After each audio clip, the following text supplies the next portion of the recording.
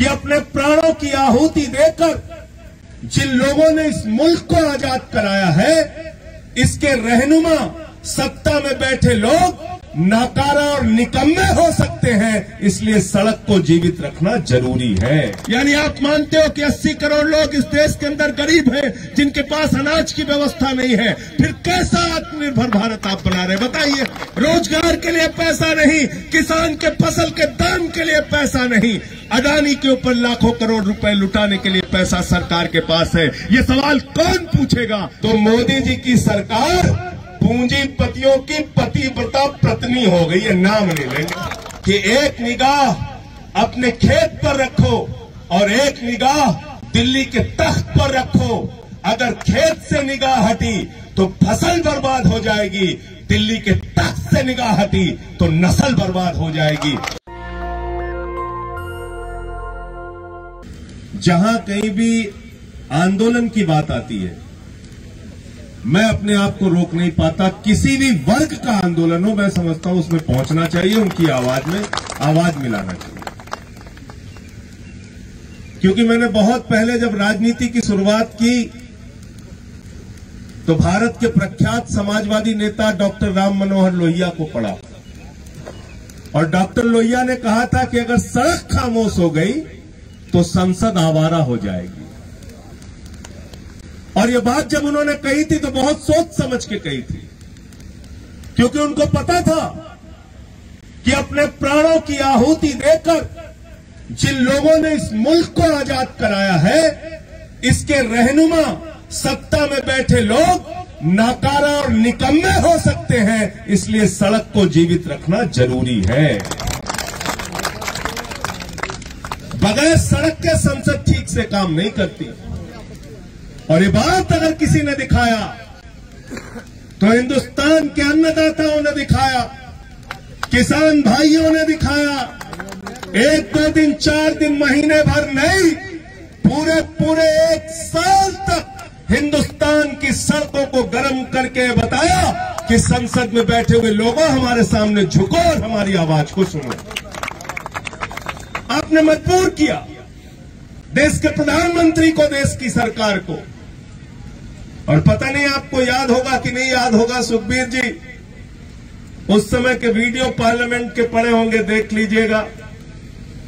सुनील भाई, जब ये तीनों काला कानून आया पार्लियामेंट के अंदर, मैं उस समय संसद में था और संसद में मैं टेबल पे चढ़ गया। टेबल पे चढ़ के मैंने माइक तोड़ दिया। पूरे देश में मेरी आलोचना हुई। कहने लगे संजय सिंह ने माइक तोड़ दिया, मर्यादा पार कर गए। तो मैंने कहा, बेईमानो, अगर तुम देश के अन्नदाताओं की हड्डी तोड़ोगे तो मैं माइक तोड़ूंगा। 750 किसानों ने अपनी शहादत दी है उस आंदोलन में।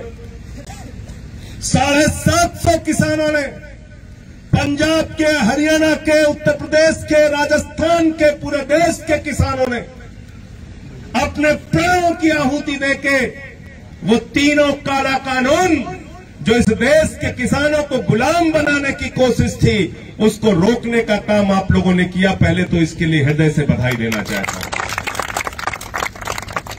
और जब जब किसानों की बात आती है, अन्नदाताओं की बात आती है, मैं एक ही बात कहता हूं। मैं कहता हूं, प्रधानमंत्री जी, देश में बैठी हुई सरकारें, ये हमारे सांसद, ये विधायक, ये केंद्रीय मंत्री, ये मुख्यमंत्री, ये जिनका दिया हुआ खाते हैं वो इस देश के अन्नदाता है। अरे जानवर भी जिसका दिया हुआ खाता उसके प्रति वफादारी निभाता है। तुम जिसका दिया हुआ खाते हो उसके पीठ में छुरा मारते हो, उसकी जमीनें कब्जा कर लेते हो औने पौने दामों पे। बिल्कुल ठीक कहा सुनील भाई ने। मैं एक आंदोलन में पिछली बार भी आया था। ग्रामीण क्षेत्र को जब मन में आता है शहर घोषित कर देते हैं, फिर उसी शहर को ग्रामीण घोषित कर देते हैं। ये क्या ड्रामा है? आप क्या कर रहे हैं इस देश के किसानों के साथ? अगर 3000 एकड़ जमीन यहां के तहसीलदारों ने, यहां के अधिकारियों ने बना रखी है, तो एलआईयू के लोगों जाकर अपने मुख्यमंत्री से भी बता दो और अपने जिलाधिकारी से भी बता दो ये कूड़ा यहां डंपिंग यार्ड में नहीं गिरेगा, ये कूड़ा उन्हीं के जमीनों में गिरेगा, उन्हीं के जमीनों में कूड़ा गिरेगा। ये कूड़ा यहां नहीं गिरेगा ग्रामीण क्षेत्र की जमीन पर। और जिस जमीन पर सम्राट मिहिर भोज जी की स्मृति में पंचायत भवन बनाने की बात हुई है, जिस जमीन पर अपने बच्चों के लिए ग्राम सभा स्कूल बनाना चाहती है, जिस जमीन पर अस्पताल बनाने का प्रस्ताव गया है, उस जमीन पे तुम कूड़ा गिराने की बात अगर कर रहे हो तो न सिर्फ इस गांव के लोग, पूरे देश का किसान इनके साथ इस आंदोलन में शामिल होगा। और मैं भी कह रहा था सुखबीर जी से, कई राज्यों में इस बात के कानून हैं कि ग्राम सभा की अनुमति के बगैर कोई उनके क्षेत्र में घुस नहीं सकता। बहुत पहला मामला एक हुआ था केरल के अंदर, वहां पेप्सी कोला वाले अपनी कंपनी लगाना चाह रहे थे। पेप्सी कोला वालों ने पूरी कंपनी लगाने की तैयारी कर ली। ग्राम पंचायत ने प्रस्ताव पारित किया कि हम पेप्सी कोला की कंपनी अपने गांव में लगने नहीं देंगे, और केरल के हाई कोर्ट ने भी उस पर मुहर लगाई, वो कंपनी लगने नहीं पाई। सोचिए कितने हजारों करोड़ की कंपनी पेप्सी कोला वो हार गई। तो उत्तर प्रदेश में भी इस बात के लिए बड़ा आंदोलन होना चाहिए, बड़ा आंदोलन होना चाहिए कि ग्राम सभा की अनुमति के बगैर, ग्राम प्रधान ग्राम पंचायत की अनुमति के बगैर कोई भी आपके गांव में घुसपैठ नहीं कर सकता, आपकी जमीनों पे कब्जा नहीं कर सकता। और जो जनहित के कार्य होंगे उसके लिए गांव के लोग बैठेंगे, वो प्रस्ताव पारित करेंगे, वो आपको जमीन देंगे। आप हमारा कारण पकड़ के हमारी जमीनें नहीं छीन सकते। ये व्यवस्था होनी चाहिए। और ग्राम स्वराज की बात तो राष्ट्रपिता महात्मा गांधी ने हमको बता के वो गए हैं। ग्राम स्वराज, गांव का अपना स्वराज, अपना राज। लेकिन आज बड़े अफसोस की बात है, इन मुद्दों पे बात नहीं होती। एमएसपी की गारंटी की बात हुई, हमारे प्रधानमंत्री जी कहते हैं किसानों की आमदनी दोगुना करेंगे। अरे किसानों की आमदनी दोगुना करना तो दूर, अन्नदाता आत्महत्या कर रहा है। आप कहते हो इस देश को हमने तरक्की के शिखर पे पहुंचा दिया, 80 करोड़ लोगों को सरकार खुद ही अनाज देने की बात करती है। यानी आप मानते हो कि 80 करोड़ लोगों को इस देश में अनाज की जरूरत पड़ रही है। यानी आप मानते हो कि 80 करोड़ लोग इस देश के अंदर गरीब हैं, जिनके पास अनाज की व्यवस्था नहीं है। फिर कैसा आत्मनिर्भर भारत आप बना रहे, बताइए। आपने 2 करोड़ नौकरियां देने की बात हर साल कही थी। आपने नौजवानों से कहा 2 करोड़ रोजगार देंगे। अभी पार्लियामेंट के अंदर सरकार ने जवाब दिया, 8 साल में 22 करोड़ लोगों ने नौकरी सरकार से मांगी, मात्र 7 लाख नौकरी 8 साल में दी गई है। यह है सरकार का आंकड़ा, ये मेरा आंकड़ा नहीं है। 11 लाख करोड़ रुपए चंद पूंजीपतियों का इस सरकार ने माफ किया है। बहुत पढ़े लिखे हैं सुनील भाई, फौज में भी रहे हैं, लेकिन मैं अगर इनसे कहूं कि 11 लाख करोड़ लिख दो तो जीरो लगाते लगाते थक जाएंगे। इतना रुपया चंद पूंजीपतियों का माफ किया गया। आपके लिए पैसा नहीं है, रोजगार के लिए पैसा नहीं, किसान के फसल के दाम के लिए पैसा नहीं, अडानी के ऊपर लाखों करोड़ रुपए लुटाने के लिए पैसा सरकार के पास है। ये सवाल कौन पूछेगा? ये सवाल हमको और आपको पूछना पड़ेगा मित्रों। 5.5 लाख करोड़ रुपए का कॉर्पोरेट टैक्स माफ कर दिया जाता है।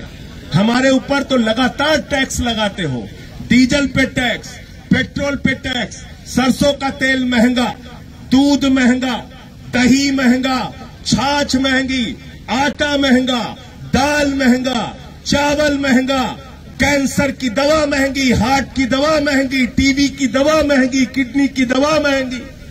814 जीवन रक्षक दवाओं पे इस सरकार ने टैक्स बढ़ाने का काम किया। आप महंगाई से लोगों को मार रहे हो, टैक्स के बोझ से लोगों को मार रहे हो, और अपने चंद पूंजीपति मित्रों को फायदा पहुंचाने के लिए काम करते हो। अगर एक गरीब किसान 2 लाख रुपए का कर्जा बाकी है, 5 लाख रुपए का बैंक का कर्जा बाकी है, पूरे गांव में उसको अपमानित किया जाता है, पोस्टर लगा देते हैं, घर पे तहसीलदार आता है, पकड़ के ले जाता है, हवालात में बंद करता है। संजय सिंह जी आपका 10 लाख रुपए बाकी है, चलो हवालात में बंद हो जाओ। सुखबीर जी आप 5 लाख रुपए के कर्जदार हो, चलो हवालात में बंद हो जाओ। लेकिन इस देश की संसद में जब हम लोगों ने सवाल किया कि वित्त मंत्री जी बताइए ये 11 लाख करोड़ रुपए के लुटेरे कौन है जिनका पैसा आपने माफ किया, तो सरकार कहती है हम उनका नाम नहीं बताएंगे, कहती है नाम नहीं बताएंगे। बहन पूनम पंडित जी आप बैठी है, हमारी भारतीय परंपरा में पत्नियां अपने पति का नाम नहीं लेती, तो मोदी जी की सरकार पूंजीपतियों की पतिव्रता पत्नी हो गई है, नाम नहीं लेंगे। करें हम नाम नहीं लेंगे, नाम नहीं बताएंगे किसका किसका माफ किया, नाम नहीं बता रहे, नाम नहीं बता रहे। ये लड़ाई लड़नी पड़ेगी आपको नौजवानों।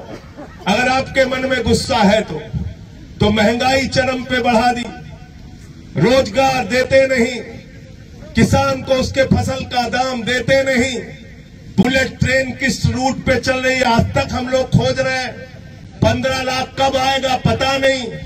आगरा में एक नौजवान के साथ घटना हो गई, 8 लाख रुपए किसी से कर्जा ले लिया, उसने शिकायत थाने में कर दी, थानेदार उसको पकड़ के मारने लगा, बोला पैसा दे पैसा दे। नौजवान ने कहा थानेदार साहब अब मत मारना, मोदी जी का 15 लाख आ रहा है, एक एक पैसा वापस कर दूंगा। पूरे देश की ठगी कर दी, पूरे देश को मूर्ख बनाने का काम किया। इसलिए आप लोगों से कहना चाहता हूं, जो आपकी जिंदगी से जुड़े हुए सवाल हैं उन पर आवाज उठाइए। आज आप देखिए अग्निवीर की योजना लेके आए, यहां पे कमांडो अशोक जी बैठे हैं, सुखबीर भाई बैठे हैं, सुनील फौजी जी बैठे हैं, इनके सामने मैं क्या बोलूं।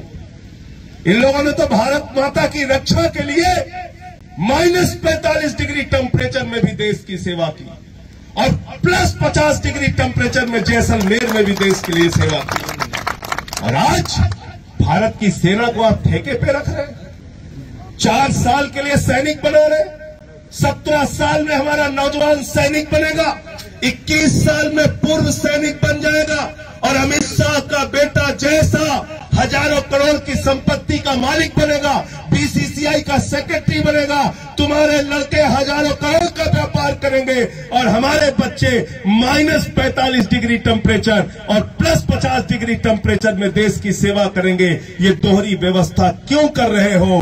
अरे कम से कम जो 17 साल की नौकरी थी वो बहाल होनी चाहिए। अग्निवीर न सिर्फ नौजवानों के पेट और पीठ पर लात मारने का काम है, बल्कि अग्निवीर की योजना भारत की सीमा की सुरक्षा के साथ गद्दारी है। मैं कहना चाहता हूं यह भारत की सेना की सुरक्षा के साथ, सीमा की सुरक्षा के साथ गद्दारी है। ऐसी ऐसी योजनाएं आप ला रहे हैं, लेकिन एक ही बात मैं कहूंगा, इन सारे मुद्दों पे काम तब होगा, ये सारी लड़ाई आगे तब बढ़ेगी जो बात खलीफा जी ने कहा कि हमको अफीम जो खिला दी गई है उसका इलाज पहले करना पड़ेगा। और अफीम क्या है? हिंदू मुसलमान वाली अफीम। 4 साल 11 महीने हम लोग इंसान रहते हैं, जैसे 1 महीने चुनाव आता है कोई ठाकुर हो जाता है, कोई ब्राह्मण हो जाता है, कोई दलित हो जाता है, कोई पिछड़ा हो जाता है, कोई अगड़ा हो जाता है, कोई हिंदू हो जाता है, कोई मुसलमान हो जाता है। बंद कीजिए ये सब। 135 करोड़ हिंदुस्तानी हैं हम लोग और 135 करोड़ हिंदुस्तानियों का ये मुल्क है। आप क्या कर रहे हैं इस देश के अंदर? भारत के बजट को पढ़िए। और बिल्कुल सही कहा था चौधरी चरण सिंह जी ने कि एक निगाह अपने खेत पर रखो और एक निगाह दिल्ली के तख्त पर रखो। अगर खेत से निगाह हटी तो फसल बर्बाद हो जाएगी, दिल्ली के तख्त से निगाह हटी तो नस्ल बर्बाद हो जाएगी। इसलिए रखो दिल्ली की सरकार पर निगाह। और दिल्ली की सरकार ने बजट में प्रस्ताव पारित किया है भारत माता को बेचने का, भारत की संपत्तियों को बेचने का। ये कहते हैं भारत माता की जय, हम भारत की रेलवे बेचेंगे, भारत माता की जय। हम भारत की steel authority of India limited बेचेंगे, कोल इंडिया बेचेंगे, LIC बेचेंगे, बैंक बेचेंगे, FCI बेचेंगे, BPCL बेचेंगे, स्टेडियम बेचेंगे, पानी बेचेंगे, बिजली बेचेंगे, सब बेचेंगे। सब कुछ बेच के भारत माता की जय होगी क्या? 6.5 लाख करोड़ का प्रस्ताव बजट में रखा है सरकार ने कि हमें 6.5 लाख करोड़ रुपए कमाना है। किस बात से? सरकार की संपत्तियां बेच के 6.5 लाख करोड़। तो आप लोग देखते होंगे गांव में किसी का लड़का जब नाकारा हो जाता है तो पहले घर का दरवाजा बेचता है, फिर खटिया बेचता है, फिर सोफा बेचता है, फिर फ्रिज बेचता है, फिर टीवी बेचता है, फिर मोटरसाइकिल बेचता है, फिर ट्रैक्टर बेचता है। यही हालत हमारी सरकार की हो गई है। जो सरकार सपूत होती है वो हमारी संपत्तियों को बढ़ाने का काम करती है।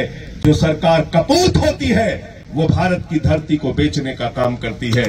इसलिए मैं कहना चाहता हूं, मुद्दे बहुत हैं, लड़ाई बहुत है, और इस लड़ाई में संसद का सत्र आएगा, वहां भी आपकी आवाज को उठाने का काम करूंगा। और जब जब आप आवाज लगाएंगे, आपके इस आंदोलन में, आपकी इस लड़ाई में मैं शामिल होऊंगा।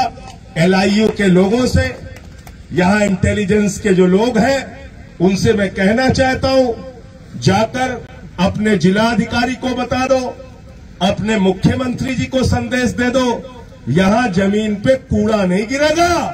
अगर प्रस्ताव पारित हुआ है तो यहां स्कूल बनेगा, अस्पताल बनेगा, सम्राट मिहिर भोज जी की याद में पंचायत भवन बनेगा। गलत तो नहीं कह रहा हूं? गलत तो नहीं कह रहा हूं? गलत तो नहीं कह रहा हूं? इसलिए आप लोगों को और बिल्कुल ठीक कहा, जेल जाने के लिए तैयार रहिए। 24 मुकदमा किया बाबा जी ने मेरे खिलाफ, एक दिन में 9 मुकदमा किया, 9 मुकदमा। मैं विधानसभा में भी चला गया, दर्शक दीर्घा में पहुंच गया। मैंने कहा बाबा जी यहीं आ गया हूं, गिरफ्तार कर लो, करना है तो इसलिए जेल जाने से मत डरिए। और वैसे भी इसमें तो फौजी लोग हैं, ये तो कितने दुश्मनों के छक्के छुड़ा चुके हैं। विकास गुर्जर कह रहे थे ना यहाँ पे कि बोल दिया खाली तो खाली है, क्यों बोल दिया खाली तो खाली। तो अब यहां दिमाग मत लगाना, ये जमीन छोड़ दो, यहां पे स्कूल बनेगा, अस्पताल बनेगा, पंचायत भवन बनेगा। ग्राम सभा ने जो प्रस्ताव पारित किया है उस पर मंजूरी दो, अपनी तरफ से इसको कूड़ा घर मत बनाओ। कूड़ा घर, स्टेडियम भी सम्राट मिहिर भोज जी की याद में स्टेडियम बनाने की, मैं भूल गया, पंचायत भवन नहीं स्टेडियम बनाने की बात अभी बोल रहे थे सुनील जी। इन चीजों पर काम करो, अपना गलत दिमाग मत लगाओ, इस जमीन पर गलत नियत मत रखो। और तुम्हारे अधिकारियों की बहुत जमीनें हैं जो उन लोगों ने कब्जा कर करके रुपया कमा के, नोएडा को लूट के, गाजियाबाद को लूट के, गौतम बुद्ध नगर को लूट के बनाई है। उन्हीं की जमीन में कूड़ा घर बना दो। नेशनल दस्तक की आपसे गुजारिश है कि अगर इसको बचाना चाहते हैं तो नेशनल दस्तक को सब्सक्राइब करने के लिए रेड कलर के सब्सक्राइब बटन को दबाएं, फिर बेल आइकन की घंटी दबाएं। नेशनल दस्तक को बचाने के लिए बहुत जरूरी है कि हर खबर को शेयर करें, लाइक करें, कमेंट जरूर करें।